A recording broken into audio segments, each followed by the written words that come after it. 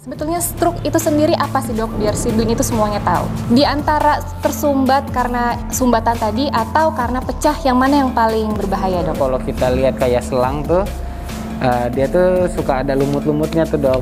Nah itu kita sebut plak ya, atau aterosklerosis. Gejala yang udah nunjukin ini tuh stroke loh. Nah itu apa aja dok gejala-gejala stroke gitu?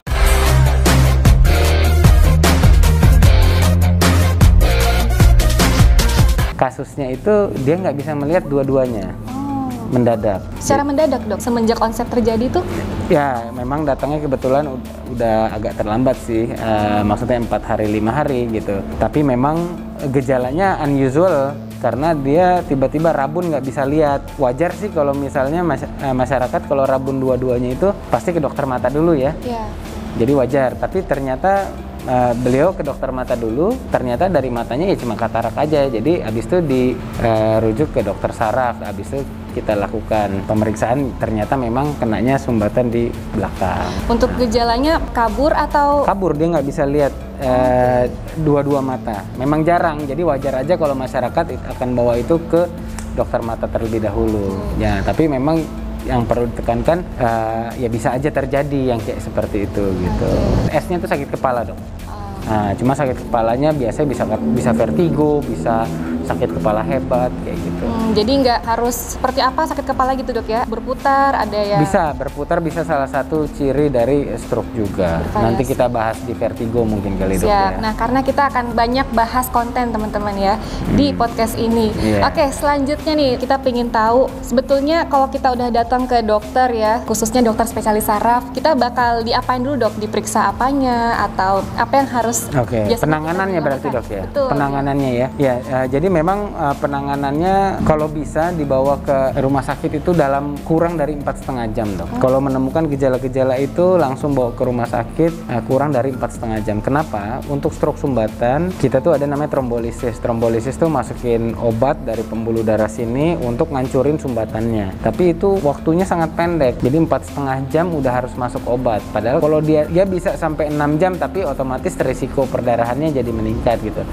Cuman maksudnya harus langsung bawa, sejam langsung bawa. Kenapa? Karena nyampe rumah sakit juga kan harus CT scan dulu, harus dipastikan memang stroke gitu kan, baru bisa masuk gitu kan. Harus ini bisa dilakukan atau enggak kan nanti pihak rumah sakit apa dokter sarafnya yang menilai. Nah, itu penting. Tapi memang bisa kalau sumbatannya di pembuluh darah yang cukup besar, nah itu biasanya kita lakukan trombektomi namanya dok. Trombektomi itu kita ambil klotnya yang menyumbat itu. Tapi lagi-lagi itu memiliki waktu. Memang penelitiannya bisa sampai 16 jam, bahkan ada yang sampai 24 jam ya dengan segala risikonya gitu. Cuman maksudnya lebih cepat lebih baik. Jadi kalau misalnya datang udah 6 jam nih, terus kita lakukan evaluasi MRI ataupun CT scan awal-awal, terus kita bisa langsung ambil trombektomi, masih ada waktu ya kita bisa ambil itu. Tapi tadi nggak semua pasien bisa dilakukan karena tergantung tadi dok. Tergantung apakah masih bisa diselamatkan nggak nih atau nggak bisa. Jadi kita lihat risk and benefitnya kayak gitu. Tapi chance perbaikannya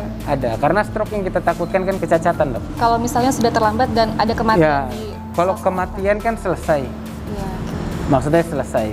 Kalau kecacatan akan menjadi beban banyak orang, dalam arti na'udzubillah min dzalik, keluarga, waktu, ekonomi, yang nganter siapa, yang nungguin siapa, yang jadi permasalahan baru gitu maksud saya yang berkepanjangan. Nah kalau kita bisa kurangi angka kecacatan itu kan akan lebih baik. Setuju. Jadi intinya kalau ada gejala-gejala khas yang tadi dokter sebutkan itu langsung jangan ragu untuk datang ke dokter spesialis saraf gitu dok ya. Tapi yang perlu diingat juga ini dok 3T, dalam arti T-nya itu yang pertama adalah time-nya itu tadi secepat mungkin. Yang kedua itu adalah tempat dok, karena udah betul cepat dibawa tapi ternyata tempatnya rumah sakitnya belum siap untuk menangani itu juga nggak bisa. Jadi time, tempat, sama tata laksananya tepat gitu. Jadi begitu bawa langsung cepat, dan kalau bisa udah terinfo bahwa rumah sakit ini bisa melakukan ini, bisa melakukan intervensi, bisa melakukan trombolisis yang tadi saya bilang. Jadi memang tepat nyampenya. Takutnya kalau dia datang ke rumah sakit yang belum siap, ya dia pasti akan dirujuk lagi yang akhirnya golden periodnya juga jadi hilang. Kayak gitu. Para sibling harus tahu mungkin dok ya. Dipastikan daerah sekitar mereka di mana aja sih yang bisa mengerjakan ini gitu. Siap.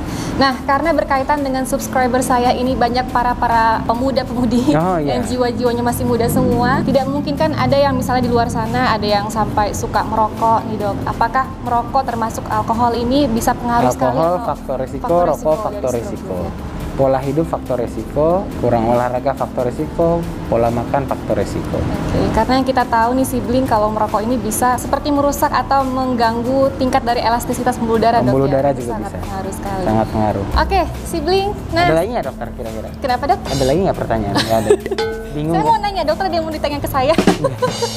Mungkin kita bisa rekaman lagu kedua dok ya. Oh iya, siap. Buat refreshing aja sibling, jangan lupa subscribe ya. Kita mau tanya nih dok, karena para sibling ini sangat antusias dengan kesehatan dok. Biasanya tuh ada yang males dok makan buah-buahan gitu. Sebetulnya mungkin agak-agak klise nih sibling ya, dengar kata-kata buah-buahan setiap hari. Apakah sebetulnya itu pengaruh sekali nggak dok untuk menurunkan angka kejadian atau faktor resiko dari stroke gitu? Ya, sebenarnya memang kalau bisa jangan makan buah-buahan dok. Oke. Buah beneran. Kalau buah-buahan plastik takutnya kan makanya. Saya sudah serius dok. Untuk buah-buahannya bebas dok ya?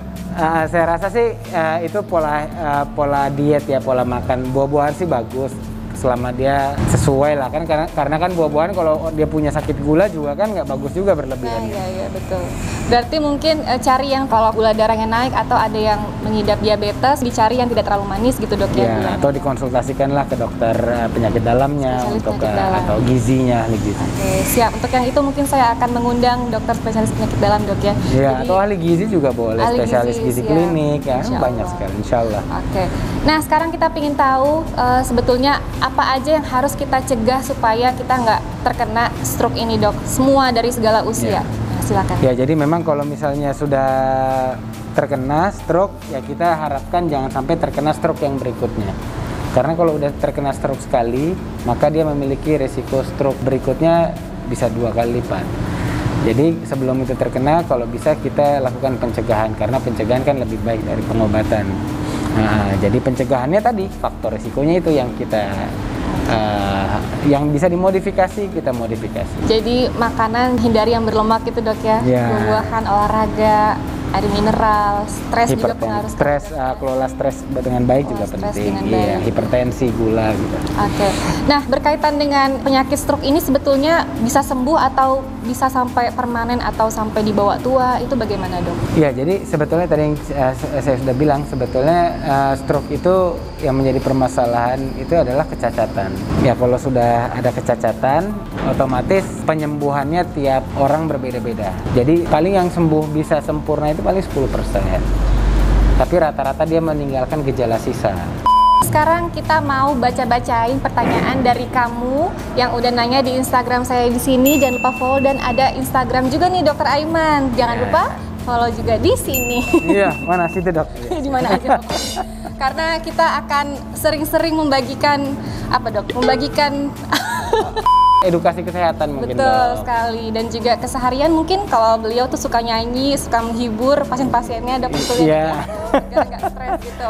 Nah, sekarang saya mau lanjutkan dengan Q&A dari yang teman-teman udah sampaikan di Instagram ya dok ya. Dari dan_156, Kak, aku tuh kalau tidur kadang berasa kesetrum. Nah, kayak tiba-tiba aja, ini gimana ya kak gitu. Apakah ini berkaitan dengan topik yang kita bahas dok? Silakan. Kadang-kadang kalau tidur kenapa dok? Suka kesetrum gitu. Nah, tapi kesetrumnya kan nggak tahu di mana ya. Kayaknya kalau cuman hilang timbul kayak gitu pas lagi tidur gitu. Kan kadang-kadang kita juga sering ya. Kadang-kadang sih biasanya lebih karena saraf yang samping ya, saraf tepinya yang terjepit atau kurang aliran darah sementara. Tapi kan pas kita rilis biasanya dia enakan gitu.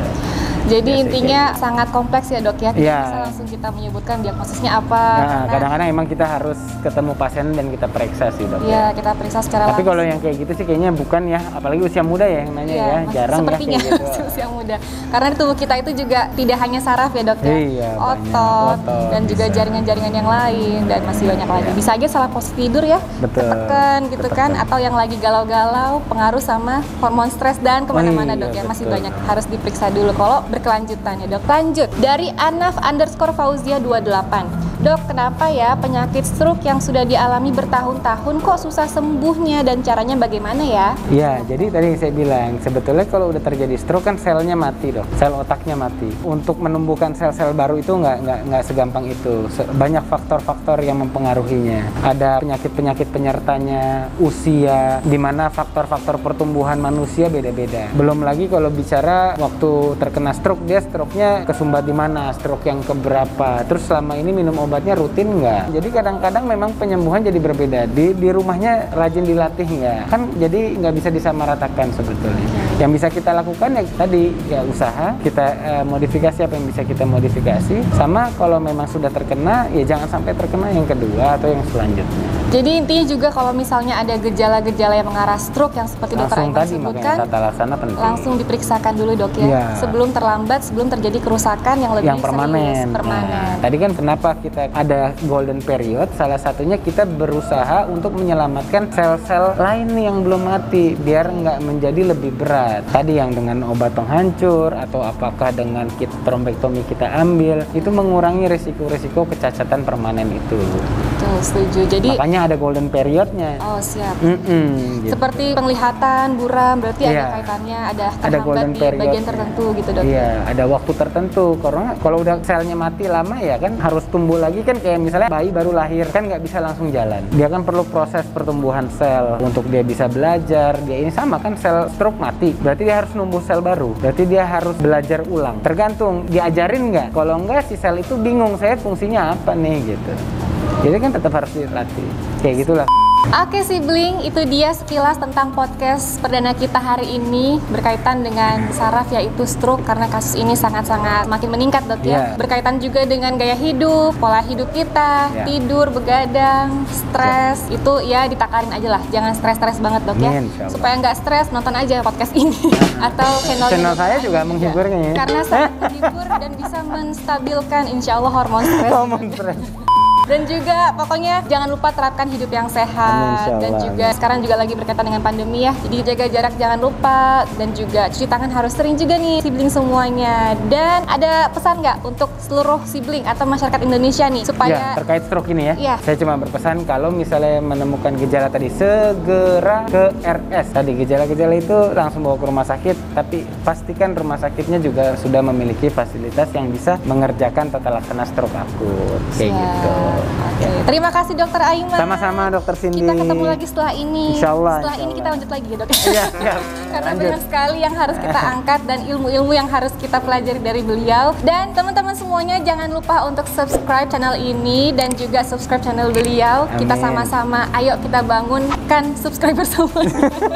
Pokoknya terus terapkan hidup yang sehat, jangan stres-stres, tidurnya cukup, minum air mineral yang cukup ya dok ya. Oh iya, hindarilah merokok dok ya, karena itu penting sekali untuk kesehatan. Dan pantengin terus YouTube ini karena sangat banyak sekali inovasi, kreasi, edukasi dok ya, hiburanisasinya juga dok, musikalisasinya juga. Oh ya harus, kapan-kapan kolaborasi musik lagi. Oh iya dok. Oke, sampai jumpa di podcast-podcast berikutnya. Assalamualaikum. Waalaikumsalam warahmatullahi wabarakatuh.